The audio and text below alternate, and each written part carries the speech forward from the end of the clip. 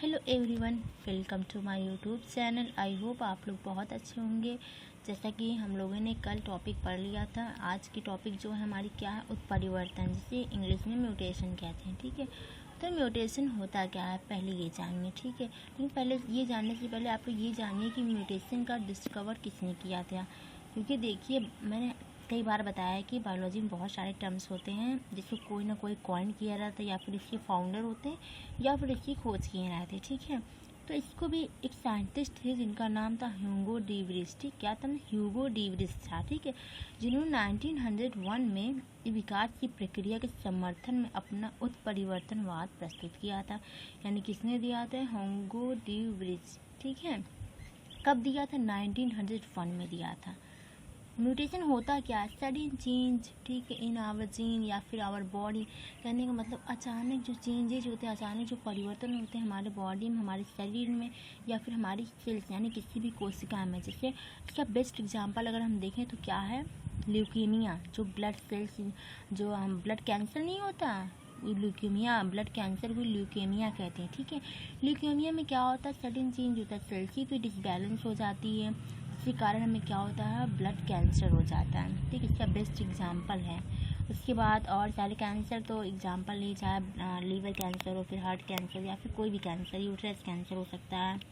बहुत सारे कैंसर इस समय निकले हैं। ठीक है, तो सडन चेंज होता है हमारी बॉडी में, यानी अचानक जो परिवर्तन हो जाता है हमारे शरीर में, उसे ही क्या कहते हैं? म्यूटेशन यानी उत्परिवर्तन कहते हैं। ठीक है, देखिए उनके बाद जो सांड प्रिमरोज पर किए गए प्रजनन प्रयोगों पर आधारित था। उन्होंने इस पौधे की समष्टि में अचानक ही विकसित 7 नई किस्मों के पौधे को देखा। उन्होंने उन किस्मों को उत्परिवर्ती या म्यूटेंट की संज्ञा दी थी। यानी अब समझ में, पहले ये जानते थे खाली म्यूटेशन को किसने दिया था, और म्यूटेशन की डिस्कवर कब की गई थी, और म्यूटेशन होता क्या। इतना याद रखिए कि sudden change in our body और सेल्स या फिर जीन्स, तो इट्स नोन एज म्यूटेशन यानी उत्परिवर्तन। हमारी बॉडी में अगर अचानक चेंज हो रहा है, हमारे जीन में कोई चेंज है, हमारी सेल्स डिसबैलेंस हो रही है, फिर वो क्या, उसकी क्या निशानी? उसकी म्यूटेशन की निशानी, यानी उत्परिवर्तन की ही निशानी है। उत्परिवर्तन का मूल आधार क्या था उसके बारे में देखते। देखिए, प्राकृतिक रूप से जो था जनन करने वाली जातियों तथा संततियों में समय समय पर उत्परिवर्तन उत्पन्न होते रहते हैं। ठीक है, उत्परिवर्तन जीव जनकों में काफ़ी भिन्न होते हैं। अब देखिए, उत्परिवर्तन सभी में भिन्न भिन्न होंगे। अब हमारे अंदर से ह्यूमन है, ह्यूमन में ल्यूकेमिया होता है। ये तो नहीं प्रूफ है कि हाँ एनिमल में भी ल्यूकेमिया होता है, ऐसा नहीं देखा गया अभी तक। ठीक है, तो जैसे हम ह्यूमन तो डिफरेंस है, एनिमल भी डिफरेंस, उसी प्रकार जो हर सारी चीज़ों में जो होता है म्यूटेशन भी डिफरेंट ही होता है। उत्परिवर्तन जो दीर्घ एवं आकस्मिक होते हैं। मैं कहने का मतलब, अब देखिए, मान लीजिए सपोज है किसी को ल्यूकेमिया यानी ब्लड कैंसर हो रहा है, क्या वो तुरंत ख़त्म हो जाता है? नहीं, तुरंत ठीक नहीं होता। दीर्घ कहने का मतलब बहुत लंबा रहता है वो। कोई इंसान ठीक भी हो सकता है, कोई पर्सन, या फिर उसकी डेथ भी हो सकती है। ठीक है, ये होता है कैसे? आकस्मिक यानी अचानक से होता है। क्या कोई जानता है? इंसान पता नहीं कर पाते कि उन्हें कैंसर है या नहीं कैंसर है। जब हो सकता है कोई फर्स्ट स्टेज का, कभी कभी ऐसा होता है कि जो थर्ड स्टेज में, तो उन्हें पता चलता है कि हाँ मुझे कैंसर है। ठीक है, कुछ ज़्यादा इसलिए दाना वाना आता है शरीर पे, और फिर उल्टी वगैरह होती है, ऐसे टाइप में कुछ इसके जो है लक्षण है। ठीक है, जो देखने को मिलते हैं, ये किसी भी दिशा में हो सकते हैं, अतः लाभप्रद या हानिकारक भी हो सकता है। ठीक है, यानी ये अब जब देखते रहे, मुझे तो लग रहा है हानि ज़्यादा होगा, लाभ जो भी होगा था कम होता होगा। उत्परिवर्तन पर प्राकृतिक वर्ण या प्रभाव पड़ता है, क्योंकि जो नेचुरली तो होता है, नेचुरल में मान लीजिए, देखिए कैंसर कैसे होता है, हमारे बॉडी में एक ऑन्कोजीन होता है, ऑन्कोजीन पाया जाता है, सबको पता होगा। ठीक है, तो क्या होता है कि जब एनवायरनमेंट के संपर्क में वो आता है ऑन्कोजीन, तो वो एक्टिवेट हो जाता है। फिर वैसे ही कैंसर होता है हमें। तथा हानिकारक उत्परिवर्तन वाले जीव प्राकृतिक वर्ण द्वारा नष्ट हो जाते हैं। डार्विन ने इन आकस्मिक परिवर्तनों को स्पोर्ट का नाम दिया था। अंगों के अत्यधिक विशेषीकरण की व्याख्या इन्हीं स्पोर्ट से आकस्मिक परिवर्तन द्वारा ही की जाती है। ठीक है, उसके बाद उन्होंने ये भी बताया था कि अंगों के विकास की प्रारंभिक अवस्था को भी उत्परिवर्तन सिद्धांत के द्वारा समझाया जा सकता है, क्योंकि उत्परिवर्तन जो होता है प्रारंभ से ही पूर्ण होता है। ठीक है, परिवर्तन का मतलब ही होता है चेंज इन आवर बॉडी और सेल, सडन चेंज यानी अचानक चेंज हम कहते हैं, जिससे अचानक से चेंज होता है जब हमारी सेल्स कोशिकाओं में या मेरी बॉडी में, तो उसे ही क्या कहते हैं? उत्परिवर्तन कहते हैं। ठीक है, वे अब देखते हैं वे अवस्थाएं जिन पर उत्परिवर्तन होते हैं। ऐसी कौन कौन सी अवस्थाएं जिनमें उत्परिवर्तन हो सकता है, देखते हैं। यदि युग्मकों के विभेदन से पहले उत्परिवर्तन उत्पन्न हो जाता है तो इससे अनेक युग्मक प्रभावित हो जाते हैं और इस प्रकार इन प्रभावित युग्मकों से व्युत्पन्न सभी जीव इससे प्रभावित होते। कहने का मतलब क्या, युग्मक आप लोग जानते हो गैमीट जो होता है उसके विभेदन यानी फर्टिलाइजेशन जो होता है, क्लीवेज वगैरह होता है, उससे पहले अगर उत्परिवर्तन हो जाएगा तो सारे गैमीट जो डिस्बैलेंस हो जाएंगे। ठीक है। यदि उत्परिवर्तन केवल एक युग्मक या युग्मनज कहने में जाइगोट में होता है तो इस उत्परिवर्तन का प्रभाव केवल एक जीव पर ही पड़ता है। मान लीजिए एक युग्मक कहने का मतलब एक ही सेल्स आपके मेल गैमेट या फीमेल गैमेट जब बनेंगे तो 2n डिप्लॉयड हो जाएंगे, जाइगोट बन जाएगा। ठीक, उस पर ही होता है तो कम को प्रभाव पड़ता है। अब एक में बनेगा तो एक ही को प्रभाव पड़ेगा ना।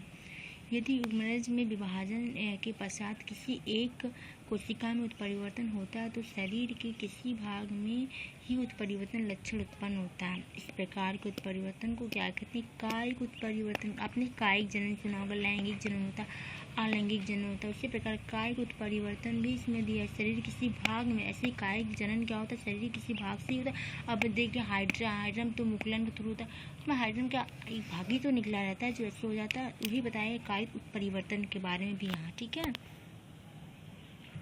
तो आगे हम लोग देखते हैं क्या उत्परिवर्तन के प्रकार यानी टाइप्स ऑफ म्यूटेशन, यानी म्यूटेशन कितने प्रकार के होते हैं।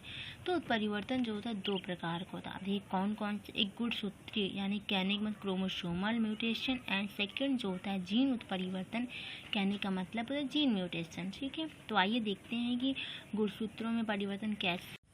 हाँ, तो आइए देखते हैं कि गुणसूत्रों में परिवर्तन यानी उसमें उत्परिवर्तन कैसे होता है, कैसे क्रोमोसोमल में कोई चेंजेस होते हैं, सडन चेंज। ठीक है, कैसे हो जाता है म्यूटेशन, देखते हैं। गुणसूत्रों की संरचना तथा संख्या में उत्परिवर्तन की फलस्वरूप उत्पन्न उत्परिवर्तन को गुणसूत्रीय यानी क्रोमोसोमल म्यूटेशन कहते हैं। इनके आधार पर ये निम्नलिखित 2 प्रकार के होते हैं। अभी देखिए म्यूटेशन को कितने भागों में डिवाइड किया गया, 2 में। कौन कौन सा, गुणसूत्रीय एंड जीन। ठीक है, फिर गुणसूत्रीय उत्परिवर्तन को भी कितने भागों में डिवाइड किए, 2 प्रकार। कौन कौन से, अंतःगुणसूत्रीय रूपांतर। ठीक है, अब हाँ, तो इसको भी 2 भागों में डिवाइड कर दिया, अंतःगुणसूत्रीय रूपांतर एक और दूसरा विलोप। इसमें इसको भी अब 2 में डिवाइड किया। पहले देखते हैं अंतःगुणसूत्रीय क्या होता है। आकार के स्थानांतरण भी 2 प्रकार के होते हैं। देखिए परिवर्तन केवल एक गुणसूत्र को प्रभावित करें उन्हें क्या कहते हैं, अंतःगुणसूत्र। केवल 1 क्रोमोसोम को डिसबैलेंस करे या इधर उधर करे उसे क्या कहते हैं, अंतःगुणसूत्र। इसमें 2 प्रकार के होते हैं। पहला क्या होता है, विलोपन होता है, जब किसी गुणसूत्र का एक खंड टूट कर विलीन हो जाता है। विलोपन से तात्पर्य होता है कि विलीन हो जाता है, एक खंड टूट जाता है, तो यह क्रिया क्या कहलाती है, विलोपन कहलाती है। ठीक है, और दूसरा क्या होता है, प्रतिलोपन। जब गुणसूत्र का कोई खंड अपने अक्ष पर 180 डिग्री का कोण बनाकर घूम जाता है जिसके कारण उसके जीन के क्रम में परिवर्तन आ जाती है, तो यह क्रिया क्या कहलाती है, प्रतिलोपन कहलाती है। प्रतिलोमन नहीं, प्रतिलोपन है। ठीक है, यानी एक खंड जब टूटेगा तो वो प्रक्रिया क्या कहलाएगी, विलोपन। लेकिन कोई खंड अपने अक्ष पर घूम जाता है कितने डिग्री पर, 118 डिग्री पर, तो वो क्या कहलाती है, प्रतिलोपन कहलाती है। ठीक है, ये किसका टाइप, अंतःगुणसूत्रीय रूपांतरण का। फिर देखिए दूसरा कौन सा, अंतःगुणसूत्रीय। एक अंतरा एक अंतरा है। इस प्रकार के परिवर्तन 2 गुणसूत्रों को एक साथ प्रभावित करते हैं। इनके भी 2 प्रकार हो, तो वो केवल एक को प्रभावित करता है लेकिन ये 2 को करते हैं। 2 प्रकार कौन कौन से, एक जो है द्विगुणन है। द्विगुणन में क्या है, जब किसी गुणसूत्र की एक खंड का एक ही कायिक कोशिका में 2 या 2 से अधिक बार द्विगुणन होता है उसे क्या कहते, द्विगुणन। द्विगुणन से तात्पर्य 2 बार। ठीक है, स्थानांतरण क्या होता है, असमजात गुणसूत्रों में एक गुणसूत्र खंड का समाकलन स्थानांतरण कहलाता है। अब देखिए दूसरा क्या है, गुणसूत्रों की संख्या में परिवर्तन। किसी द्विगुणित जाति में कायिक कोशिका में एक जीनोम की 2 प्रतियां। जीनोम क्या होता है, किसी को पता है, मैं बताती हूँ। जैसे complete set of chromosome is called as genome, यानी जो क्रोमोसोम यानी गुणसूत्र का पूरा सेट जो होता है, यानी 46 मिला दिया जाए उसको तो वो क्या बन जाता है, जीनोम बन जाता है। ठीक है, अतः द्विगुणित अवस्था की तुलना में गुणसूत्रों की संख्या में कमी अथवा वृद्धि संख्यात्मक गुणसूत्रीय परिवर्तन अथवा विषम गुणिता कहलाती है। ठीक है, अब देखिए हमें गुणसूत्रीय उत्परिवर्तन तो जान लिया। अब सेकंड वाला कौन सा, जीनी उत्परिवर्तन यानी जीनिक म्यूटेशन कैसे होता है। देखिए ये परिवर्तन जीन में पाया जाता है, जैसे जीनी से नाम ये जीन में पाया जाता है, और गुणसूत्रीय यानी क्रोमोसोमल का छाप ये क्रोमोसोम पे होते थे। ठीक है, ये जीन पे होता है चेंज। ये उत्परिवर्तन जीन में पाए जाते हैं। डीएनए तथा आरएनए के रासायनिक संरचना में परिवर्तन के कारण होते हैं। डीएनए का मतलब डीऑक्सीराइबोन्यूक्लिक एसिड और आरएनए का मतलब राइबोज न्यूक्लिक एसिड। ठीक है, किसी भाग में न्यूक्लियोटाइड की पुनर्व्यवस्था, संख्या या क्रम या प्रकार में उत्परिवर्तन हो जाने से क्या होता है, जाने के कारण जीनी गुणसूत्र परिवर्तन होता है। ठीक है, उसके बाद देखिए आगे की टॉपिक हम ये लास्ट वाली वीडियो में क्या पार्ट 2 में पढ़ेंगे, क्योंकि वीडियो काफ़ी लंबी हो जाएगी अगर इसमें बना देंगे। अभी और पढ़ना down syndrome, Turner syndrome, Klinefelter syndrome, ये सब किसकी एग्जाम्पल है, म्यूटेशन की है। ठीक है, तो आगे इसमें पढ़ाऊँगी। ठीक है, आई होप मेरी वीडियो आप लोग को समझ में आ रही होगी। समझ में आया कर प्लीज़ लाइक कमेंट किया करिए, ताकि मुझे पता चल सके हाँ समझ आ रही। ठीक है, थैंक यू सो मच।